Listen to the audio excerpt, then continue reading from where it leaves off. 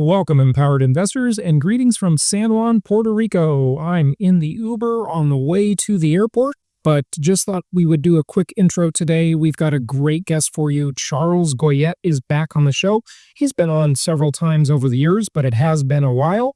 So I think you'll enjoy this interview with him today. And be sure to sign up for Empowered Investor Live. Great 2.5-day conference. We have tons and tons of repeat attendees at this event and clients that have been repeat clients over many, many years. And you can meet them, you can talk to them, you can hear about their experience firsthand. And that's a great thing. Also, lots of great speakers, including Tom Wheelwright, a Rich Dad advisor. He will be speaking. Gosh, we've just got so many great speakers. We've got word out to Sharon Lecter. I think she's going to be joining us. She's the author of so many great books of Rich Dad fame and just a whole bunch of great speakers. Anyway, it's going to be an awesome event. 2.5 days, first weekend of April, Southern California, great location. My famous air guitar contest for the band on Saturday night. You can win some prizes. You'll love that. And it's a lot of fun. So be sure to join us for that. Anyway, let's get to our guest today, Charles Goyette. It is my pleasure to welcome Charles Goyette back to the show. He is a returning guest. He's a New York Times best-selling author, a award-winning talk show host, author of The Dollar Meltdown and The Last Gold Rush Ever. He's into the same things I'm into, and most of you are into, and that is peace, prosperity, and liberty, and sound money. Charles, welcome back. How are you? Jason, it's always great to talk to you, but it's especially great to talk to you now because so much stuff is hitting the fan all at once. Yeah, so it's good to be here. It sure is. Everything is changing so quickly. We are into Trump 2.0, and he is making huge changes. He is a disruptor, and I'm excited about some of the changes. What do you think? I share your excitement. There's a lot of stuff, the wokeness, the diversity, equity, inclusion stuff. We need a meritocracy in this country so badly. We've been slipping year after year after year. And so he's going to get merit selection and so on back on the fast track. I love that. I love that. Yeah. I tell you the other side of the coin, and I hate to criticize anything that Trump does because the alternative over the past few years has been so bad. And I've never told anybody this. I might as well mention it on your show. Okay. A very long time ago, I anchored the news on the Armed Forces Television Network, the network in Panama in the Canal Zone. And afterwards, I fought tremendously with other people, hooked up with a lot of people to stop the giveaway. Actually, it was worse than a giveaway. It was a payaway. We paid them to take the canal. We paid Panama to take our canal. And I fought that with everything I had for a very long time, and we lost that battle. But I have to tell you now, I'm not happy with the bluster and the threatening and stuff that's going on with Panama, Colombia, Mexico. I mean, we don't want a block of people south of our border, unhappy with us. Send their criminals back, send the people back, yada, yada, yada. The idea that we could take the Panama Canal back right now, I think it's absolutely wrong-headed. And so I'm not happy about that. I'm not happy about the tariffs. That's my point of view. Okay, good. Well, that gives us a lot to talk about. So, Charles, first off, I always wonder if Trump is in some ways using his old strategy with the media. He's definitely an expert at playing the media, and he says these outlandish things. The old Trump got in these dumb little fights that just seem dumb, right? Like he seems to have grown out of that a little bit, which I'm happy to see. But maybe those are distraction methods, right? He does that. He wags the dog very well. I mean, the Democrats do that too. Everybody does it. We all saw the old movie Wag, which, by the way, folks, if you haven't seen the movie, it's about 30 years old now, Wag the Dog. You must see that movie so you understand the way your whole stream of consciousness is being manipulated by the media and the government. It's crazy. So true. Yeah. It's so true. No, you're right, Jason. And I know he does play this game, and he's a good negotiator. Everybody knows the thing about when he wrote his book, The Art of Negotiation. I think it was Larry King said, "Well, tell me what you mean." Yeah. And he said, "Well, like this, Larry. Come on. I come on your show, and I sit next to you, and I go, Larry, your breath stinks. You have really bad breath. Do you mind if I sit back? Have other people told you about that? Have you had that checked out? Your breath's really bad. And Yeah. Trump says, I enjoy putting people, there's nothing wrong with your breath, but I just enjoy putting people on edge, and it gives me a Yeah. negotiating advantage. So you're right. He does that stuff all the time. Ron Paul told me something a long time ago. He said, I'm afraid at the time that America really needs friends around the world, we're going to have alienated so many people. I mean, we've got a massive amount of debt to fund, and we're Yeah. going to need people around the world buying it. I don't think it does us a lot of good to make too many enemies at once. Maybe we can just pick and choose. Yeah, So, yeah. Well, the way I look at it, if you're doing things in the world, you're gonna make some enemies, but let's make them purposeful enemies. I mean, if we're gonna make right. an enemy, let's get something out of it, right? Let's not just make enemies for enemy's sake, right? That's not smart. So Yeah. I agree with you there. Talk to us about the tariffs. I know that the libertarian ideal is free trade, no tariffs, but I just wonder if that really practically works. There's definitely a difference between philosophy and practicality in the world. Of And course. I remember 24 years ago, maybe, having this debate with Leonard Peikoff, the sole heir to Ayn Rand's estate. I met him on a Forbes investor cruise. I met him in Helsinki, Finland. We were talking about this, and I had read one of his books or one of the Ayn Rand Foundation's books or something on free trade, right? And how they were against the tariffs and so forth. But that was a different world when those philosophies were developed. It's just not the same world now. And if you go back to this, like this old biblical concept of being equally yoked, right?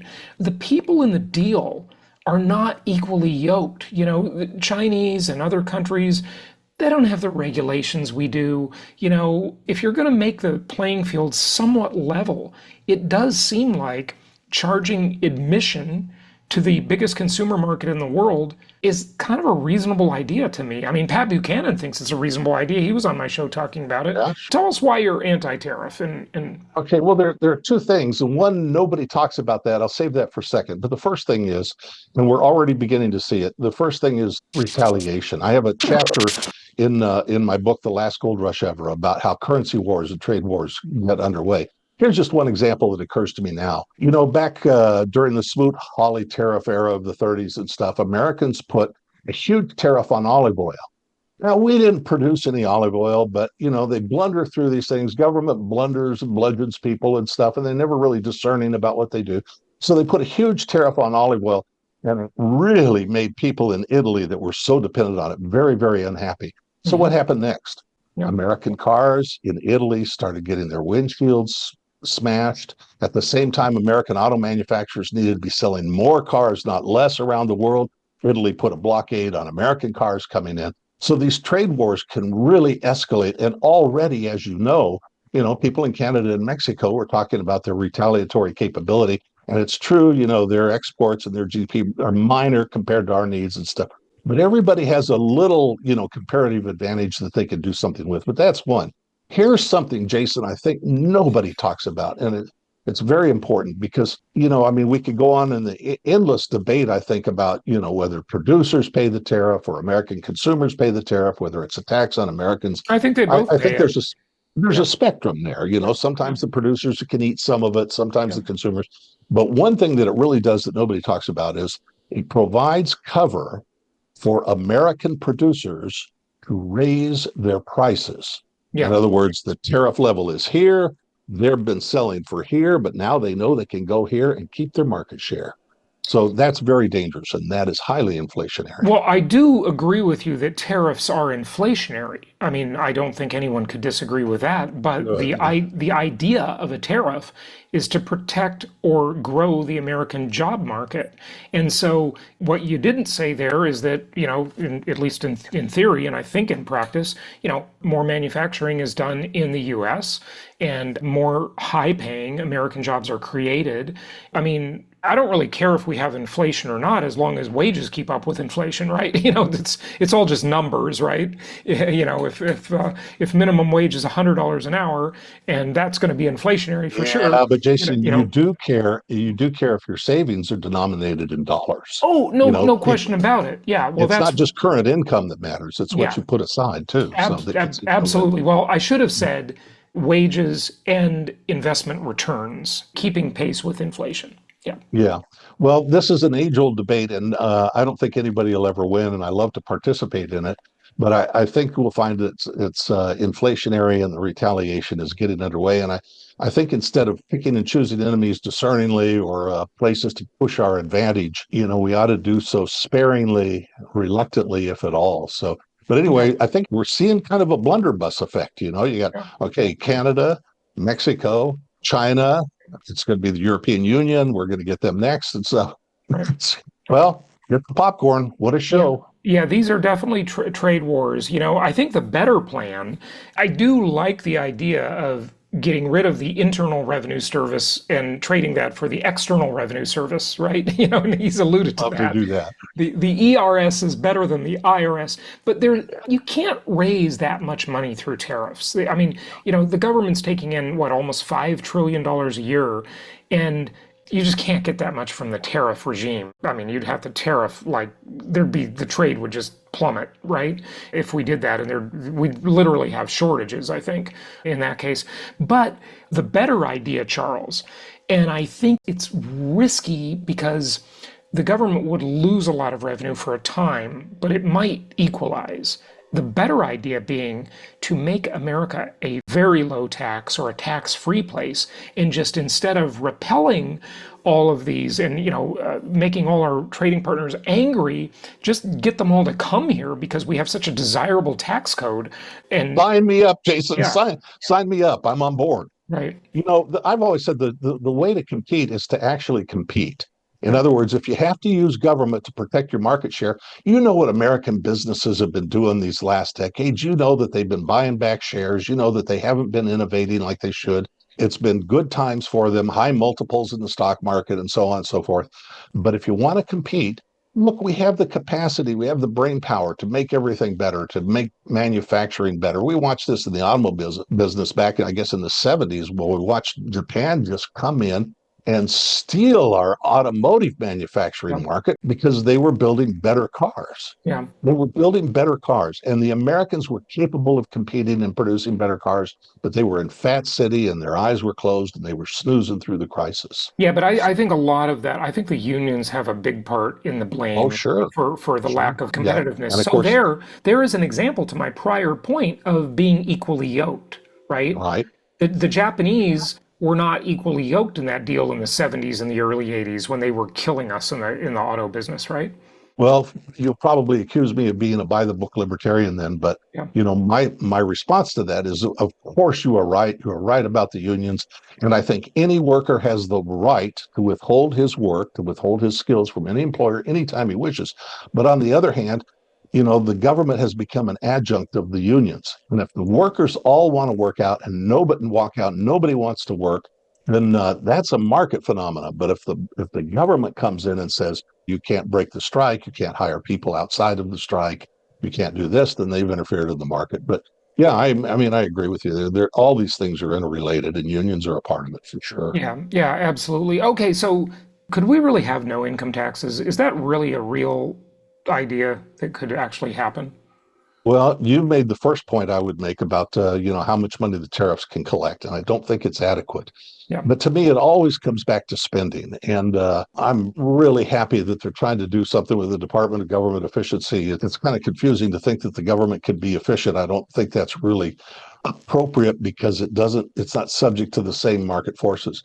But I'll tell you, I followed David Stockman on this. He wrote the introduction to my last book, The Last Gold Rush Ever. He's written a lot that's very useful about the Department of Government Efficiency, but you can't get it by just going through line item by line item and you pick up 15 million here and 20 million there. You got to start cutting to the bone, and nobody's going to want to do that. Nobody's going to want to do that. And so representatives in Congress, senators, all are going to have, you see what trouble we're having getting people like Tulsi Gabbard or Robert Kennedy confirmed.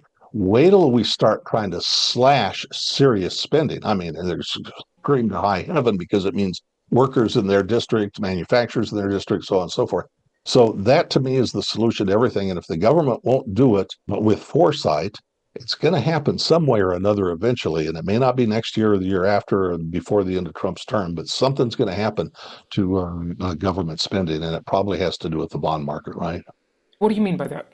Tell us. Well, at some point, America won't cut back its spending. It doesn't make an effort a serious effort to balance its budget. Then who's going to want to buy American debt? Well, America's going to have to offer higher and higher rates to get people to fund their debt. And sure. as you know so well, the Fed's tried since, I guess, September to kind of talk rates down, push rates down, and so on. And the market has reacted perversely, and rates have gone back up. So it's the kind of thing that can kill an economy. Well, haven't we been hearing that for decades, though? I For mean, sure. certainly Peter Schiff, the doom and gloomer himself, Sure. has been saying that forever, that the other countries are going to stop buying our T-bills, and they just don't. They just keep doing it. I mean, Well, for now, yeah. But, it's not entirely so in my view. Give you the example of China held 1.3, $1.4 trillion of U.S. government instruments. It's down in the high 800 billion now, down from 1.3 or 1.4 trillion. So they're gradually disinvesting. And it's slow motion to people outside of my business, that watch this. They think, that things are happening very, very gradually. For me, with a close up microscopic look at prices of gold and, where it's going around the world and so on and so forth, it seems to me it's happening very, very fast. I mean, central banks were disinvestors of gold during most of my lifetime, and now that's reversed. okay, so let's talk about some predictions as to Okay. where we're going with this new administration, with everything changing so quickly. I mean, what is this year going to look like economically? Are we going to avert a recession, do you think? There's just so much going on. It's really hard to figure out right now, at least for me. There's talk about ending the Fed, going around the Fed because Powell won't cooperate with Trump. I mean, this is like, where are we going? I mean, It's kind of an in-game scenario. And when I say in-game, it doesn't mean, doomsday and the dinosaurs are going to rule the earth again or something like that. Kind of an in-game scenario. The Fed is in an awful bind. They know that there's a recession kicking on the back burner. Yet they've tried to lower rates gently, but they know if they lower rates that inflation will return. Already the CPI is up in September, October, November, December. The producer price index up, up, up. So there's a reinflation already underway, in my view. So, what are they going to do? They cut rates and then get blamed for reinflation, yeah? Or yep. they raise rates. It hasn't really worked, but that makes certain that a recession takes place. And so they've got Trump yelling at him in one ear, he's the king of debt. We know that the Trump administration and the new Treasury Secretary, we know that they're in favor of a cheaper dollar. They're basically in favor of somehow artificially lowering interest rates. And that's perhaps to stave off a recession, but rising interest rates are killing us with the compounding of interest costs on our national debt. So everybody's between a rock and a hard place. There is no way out. This is to me, Jason, this is to me like the Saturday morning hangover. What's the cure for a Saturday morning hangover? Can I try? Yeah, try that. Sure, try this, try that. But the cure is Friday night, not to drink so much, right? Yeah, So but we're already there. We passed we're Friday already night. there. Yeah. We're already there. Yeah. Well, there are some pretty positive signs also out there. Technology could save us, right? The Yeah. AI revolution. I mean, this could be widely distributed increases in prosperity that are Yeah. pretty darn amazing. No one could deny that. Maybe that's just where the prosperity comes from. I've always said, Charles, that what is going on in the world, and I've been saying this for 21 years, it's like, think of a boxing match, right? And in one corner, the fighter is bad fiscal and monetary policy. And that fighter is upward pressure on inflation, right? And in the other corner is technology, and that's deflationary, right? Because it just makes things better and makes them cheaper and faster and everything, right? And so the bell rings, those two go into the match, and who wins, right? Does technology win, the deflationary pressure of technology, or the inflationary pressure of this irresponsible spending and, fiscal and monetary policy? That's a great analogy. It's like Godzilla and King Kong or something going at it. All I know is that when those wars take place, it's us, the regular people in America, that get stomped. As these guys are fighting out. Look, I'm all in favor of the technology. I agree with you. It's going to be really liberating. but it requires a period of time to get a little equilibrium when Yeah. those things happen. I noticed, for example, in an area not too far from me, I've watched them building houses in a new subdivision there. Suddenly, just in the last week, all of their workforce has disappeared. There's nobody out there hammering anymore. Are There's you nobody, saying of that those are illegals that are course, yeah, running from the yeah, job because they're yeah. afraid of getting They're in deported? hiding. Yeah, they're Yeah. basically in hiding. Yeah. So this hurts. This hurts the home That's builder. He's got to get those inflationary. out. Oh yeah, that's Very much. inflation. Yeah. Let me just And comment on that a little yeah, bit. So, yeah, please. in terms of real estate, which, the vast majority of our audience are real estate Sure. investors, so they really want to know what's going on. I mean, look, if we have massive deportations, that's going to put massive upward pressure on construction costs because Right. those are so heavy in the service industry, the As construction are industry. tariffs on lumber. Of course, yeah, the tariffs Yeah. and the deportations are hugely inflationary for real estate prices. Yep. The average construction worker is almost 50 years old now. Okay. How many millennials and Gen Zers do you know that are saying, hey, I'm going to get into construction? Nobody, right? Yeah. Nobody's going into that field. So there's a massive labor shortage that isn't anywhere close to being solved through technology. Well, how do you Maybe square that ultimately. with deportation policies then? Yeah. What do? You got to have a legal worker program for immigrants. Yeah. Isn't that right? You Yeah. have a Well, legal we've done that program in the like we saw the past. Bracero program. Yeah. Yeah, exactly. Like that was in the 50s, I think. And, Yeah, we 60s, invited, 50s, 60s. Yeah. yeah, a bunch Yeah. of agricultural workers in from Sure. Mexico, but they actually had to go home. And Right. they And they weren't in, liked it. yeah, yeah, Jason, they liked it. They'd sure. come work the season in the fields. They go home, take their money with them, and Yeah. they enjoyed it. Well, It was a that very was a good successful. deal. But now we've just enticed them to stay and steal with all of our welfare programs, right? Hmm. And so Yeah. if we remove that incentive, they'll be more likely to go home. Artificial intelligence is deflationary. I Yeah. mean, look at all the fast food workers and stuff that lose their jobs when you order. And I see this happening. I'm, reluctant to use it. I want to go to the counter and speak to somebody and tell them what I want. Now you go in, you punch in your order, you go to Panera or whoever, you punch in your order, you barely see a human being. Yeah. So that's deflationary, but that's coming down the track faster and faster with each passing day. Oh, yeah. That's No going to question leave a about it. lot of people. Well, Pardon a me? lot of that is thanks to the upward pressure on minimum wages. When Yep. minimum wages go up, employers look for other answers, Yep. and one is obviously technology. Minimum wages are like tariffs, they're price fixing. Yeah, The government comes in and fixes the price artificially, it dislocates everything, and it makes people look for alternative sources and means of producing. Yeah. yeah, yeah. So your thoughts on, what are we going to see inflation-wise over the next year or two? Real estate prices, stock market, whatever. Well, we had our long secular trend of declining interest rates, that started in the early 80s. And I believe it is definitively reversed now. So I'm afraid we're going to see substantially higher interest rates and nothing that the state can really do about it except continue to devalue the dollar. And they know that. That's why Basant and Trump want to devalue the dollar. So I think we're going into a huge currency war. Hmm. I wrote about that in my book, The Last Gold Rush Ever, that, debt is always behind gold prices, and debt is always behind, the money manipulators like the Fed and stuff. They do it, to cover debt or provide spending power to Congress that's not taxed and so on. And we've got all these other things, Jason, converging right now that, are the kinds of things that drive gold prices up. And that is, certainly a currency war. You got a war on cash. You have, the ending of the old American global military empire. It's clearly ending now. It cannot be sustained, and the world is revolting against it. And so the end of the empire, banana republic economics everywhere. I've never recommended to anybody, at least since the late 70s, I've never recommended to anybody gold and silver stocks because, I'm kind of a fundamentalist. And I think, well, everybody should have some gold and everybody should have some silver. It's for spending, it just makes sense to have some wealth off the grid, Yeah. in case, there's an event and the ATMs quit spitting out cash or whatever. It just makes sense to have get some stuff off the grid, protect your financial privacy as well to a certain extent. It's always important. But I think things are going to be so dynamic here over the next 2 years that I've even actually publicly told people that, despite the fact that they've been languishing and doing nothing, this would be a good time to dip your toe in that water. And I've pulled one of my friends in. Meaning dip your toe and get some metals. Well, I'm talking about actually some shares, some gold and silver shares. Oh, okay, okay. They're Now, why do you prefer that tremendously over the depressed. actual metal? See, I No, think, I do not prefer it. if you're going to invest in gold and silver, I just think you got to have the physical metal in your hand, Course. And that's all I've ever done all my life is tell Yeah. people that.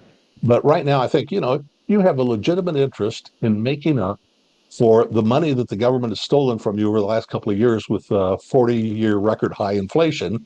And here's a good way that you might try to make some of that back. Yeah. So, But gold and silver have been pretty boring until recently. I mean, yeah. they just don't do much. So I have to ask you about the new kid in town, and that is, of course, crypto, but especially Bitcoin.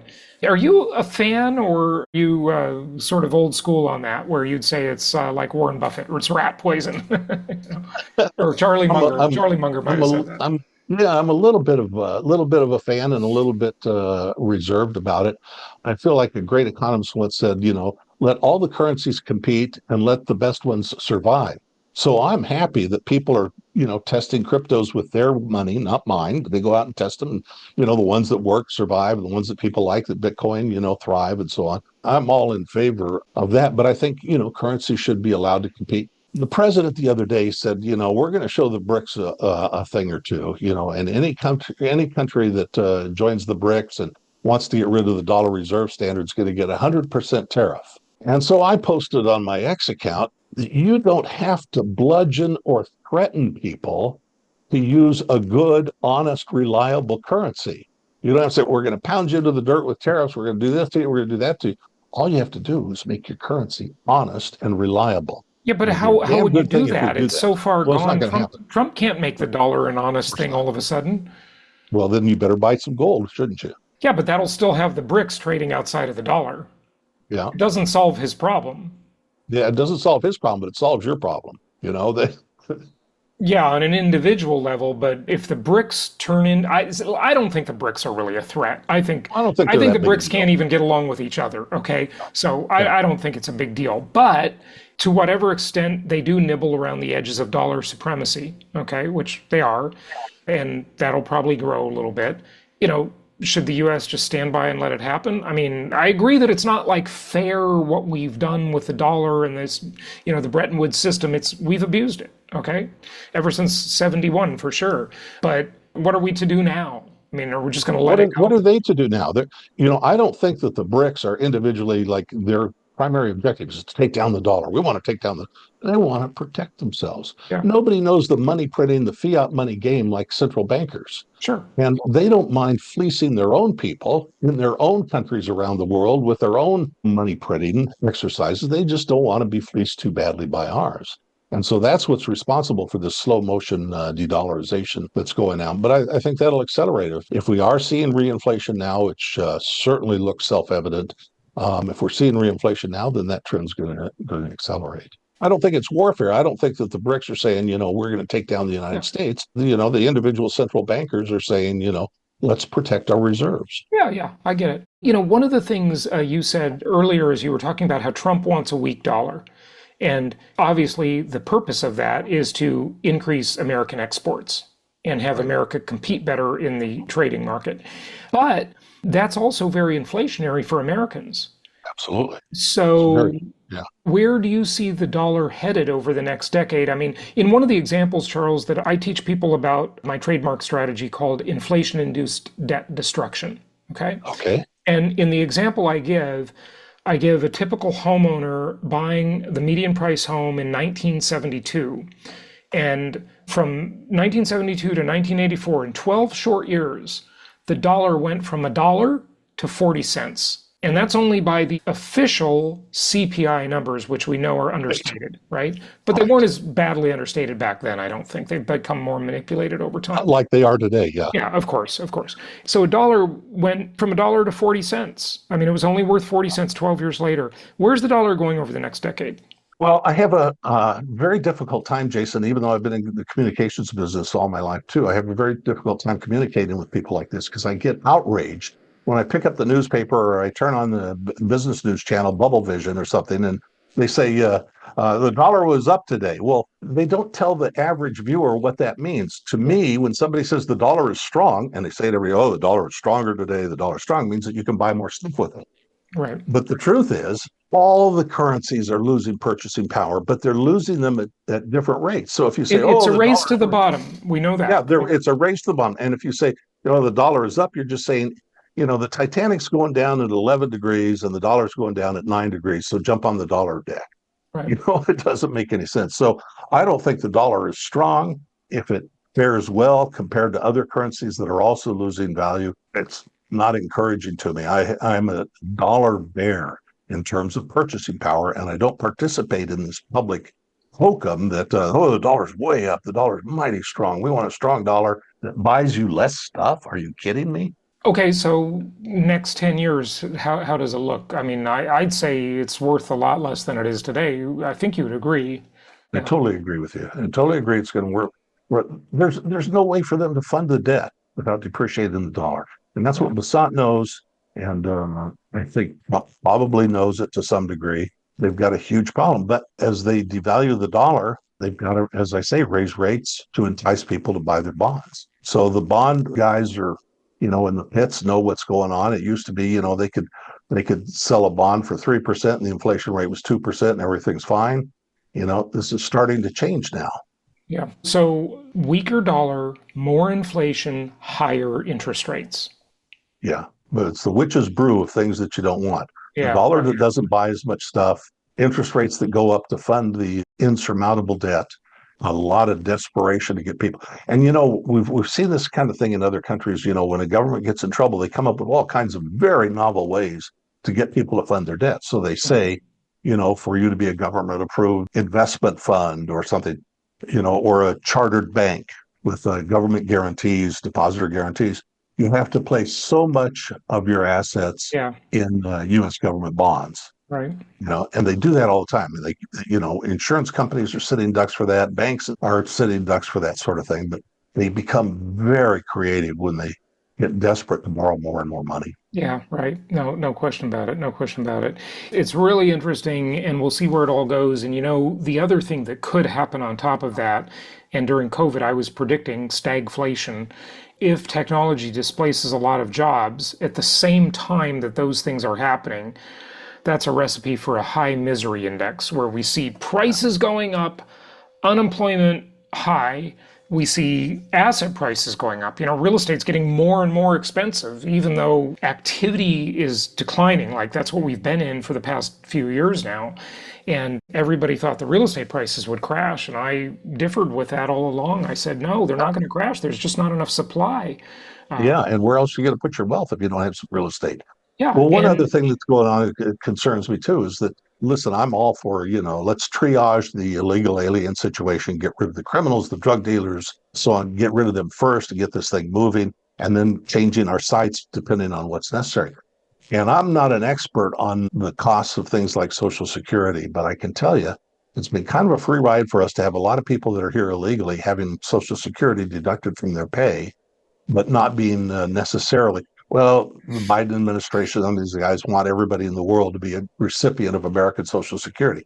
But to the extent that they're here under false pretenses, right?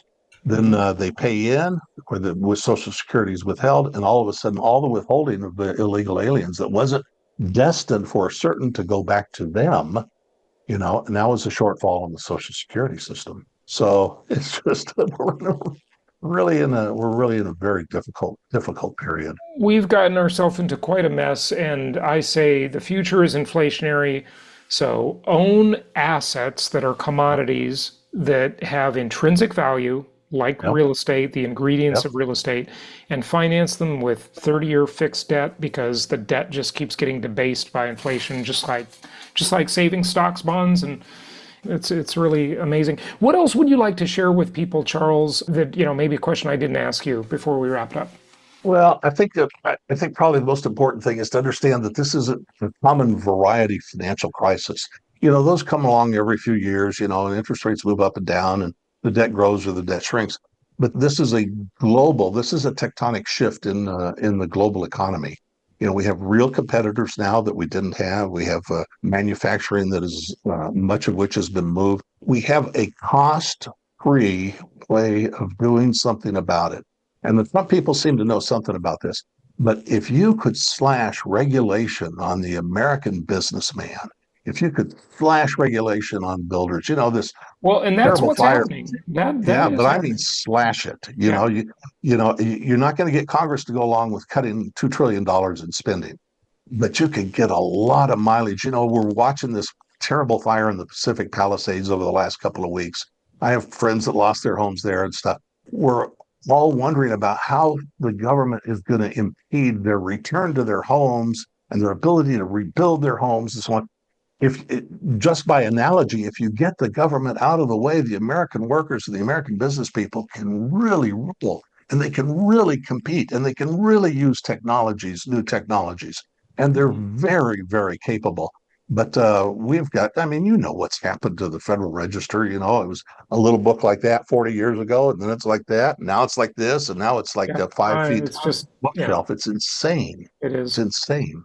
So I'd like to see him attack it on that front vigorously, because then the only people that get hurt are the people that spend their life writing the rules.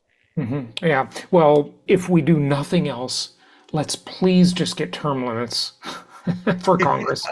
I mean, God, nobody should be able to spend their whole life in government. That's Yeah, just a leech. I mean, it's an yeah. obvious leech. And the longer they're there, the more backdoor deals they make with pharma companies and everybody else. I mean, it's No, just you're so disgusting. right. And I watch these hearings Oh, with for RFK, Tulsi and I know. RFK and stuff, and these people are shrieking and screaming. It's like, can't you Because just they don't talk? want to give up their gravy Yeah, train they don't want to with, get, and yeah, I look at Elizabeth Warren shrieking like oh, that, and I think, she's pathetic. would Thomas Jefferson or John Adams have behaved like that? No. You know, here, Yeah. no. So we don't have the quality, I think, the caliber of people that we should have, and conversations in lawmaking ought to be like your conversations on your podcast. Yeah. People that have different points of view come together, they talk them out, they talk about their advantages of their argument and the disadvantages. That's how government should work, if it works at all. Yeah, of course it does. Well, let's just make it smaller. That'll help Yep, no that matter will what. help Yeah. enormously. Charles, give out any social media or website you'd like to share with people. Well, I've been away from Twitter for a very long time, and I had a huge following, and I've been since COVID. I kind of took myself out of being in public and stuff, and so now I've reinstituted my Twitter account. That's probably the best place. So Now on X. Yeah. it's I'm sorry, X, and it's at Charles Goyette, and I write for private clients. And I've worked a structure that I can start sharing some of the information I share with them on my Twitter account. So I've got a lot of new content coming in. I think it'll be pretty important. Good stuff. Good stuff. Yeah. Well, Yeah. Charles Goyette, thank you so much for joining us. Jason, it's so great to talk to you again, especially since it's been so long. I know. Let's make it more regular for Let's the do that. future. Yeah. Anyway, good to talk to you. Thanks, Charles. Thanks, Jason.